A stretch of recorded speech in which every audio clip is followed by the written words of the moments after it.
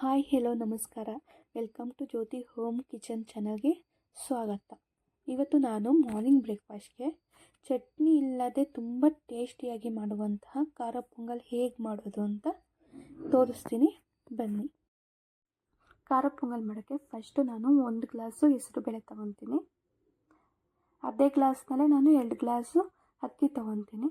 ಅದನ್ನು ಒಂದು 2 ಸರಿ ತೊಳ್ಕೊಬೇಕು. ಅಂದರೆ ಹೆಸರುಬೇಳೆ ಮತ್ತು ಅಕ್ಕಿನೂ ತೊಳೆದಿದ್ದಾದಮೇಲೆ ಅದೇ ಗ್ಲಾಸ್ನಲ್ಲೇ ಅಂದರೆ 1 ಗ್ಲಾಸು ಹೆಸರುಬೇಳೆ 2 ಗ್ಲಾಸ್ ಅಕ್ಕಿಗೆ ಟೋಟಲ್ 6 ಗ್ಲಾಸ್ ನೀರು ತೊಗೊತೀನಿ. ಆ ನೀರನ್ನ ಕುಕ್ಕರ್ ಒಳಗೆ ಹಾಕ್ಕೊತೀನಿ. 1 ಚಿಟಿಕೆ ಅರಿಶಿನ ಮತ್ತು ರುಚಿಗೆ ತಕ್ಕಷ್ಟು ಉಪ್ಪು ಹಾಕ್ಕೊತೀನಿ. ಉಪ್ಪು ಹಾಕ್ಕೊಂಡು 2 ವಿಷಲ್ ಕೂಗಿಸ್ಕೊಬೇಕು. ರುಬ್ಬೋದಕ್ಕೆ ಫಸ್ಟು ಕೊತ್ತಂಬರಿ, ಬೆಳ್ಳುಳ್ಳಿ, ಜೀರಿಗೆ, ಮೆಣಸು, ಕಾಯಿ, ಮೆಣಸಿನ್ಕಾಯಿ, ಶುಂಠಿ ಇಷ್ಟು ರುಬ್ಬೋದಕ್ಕೆ ಹಾಕ್ಕೊಬೇಕು. ನೆಕ್ಸ್ಟು ಒಂದು ಸ್ವಲ್ಪ ಉಪ್ಪು ಹಾಕ್ಕೊಂಡು ರುಬ್ಕೋಬೇಕು. ಇಷ್ಟು ಐಟಮ್ಸು ಒಗ್ಗರಣೆಗೆ ಬೇಕಾಗುತ್ತೆ.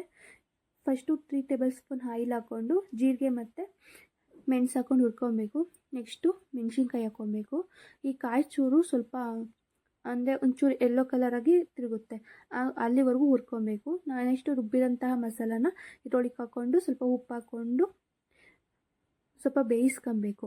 ನೆಕ್ಸ್ಟು ಬಿಸಿನೀರು ಹಾಕೋದ್ರಿಂದ ನಮಗೆ ಎಷ್ಟು ತೆಳ್ಳಗೆ ಬೇಕೋ ಅಷ್ಟು ನಾವು ಮಾಡ್ಕೊಬೋದು. ಒಗ್ಗರಣೆಗೆ ಹಾಕಿರೋಂತಹ ಮಸಾಲಾನ ಎಲ್ಲ ಕುಕ್ಕರ್ ಒಳಗೆ ಹಾಕ್ಕೊಂಡು ಚೆನ್ನಾಗಿ ಬೇಯಿಸ್ಕೊಬೇಕು. ಅದು ನೀರು ಹಾಕೋದ್ರಿಂದ ತುಂಬ ತೆಳುವಾಗಿ ಬರುತ್ತೆ. ಇದನ್ನು ಅಷ್ಟೇ ಸ್ವಲ್ಪ ಬೇಯಿಸ್ಕೊಂಡ್ರೆ ತುಂಬ ಟೇಸ್ಟಿಯಾಗಿರುತ್ತೆ.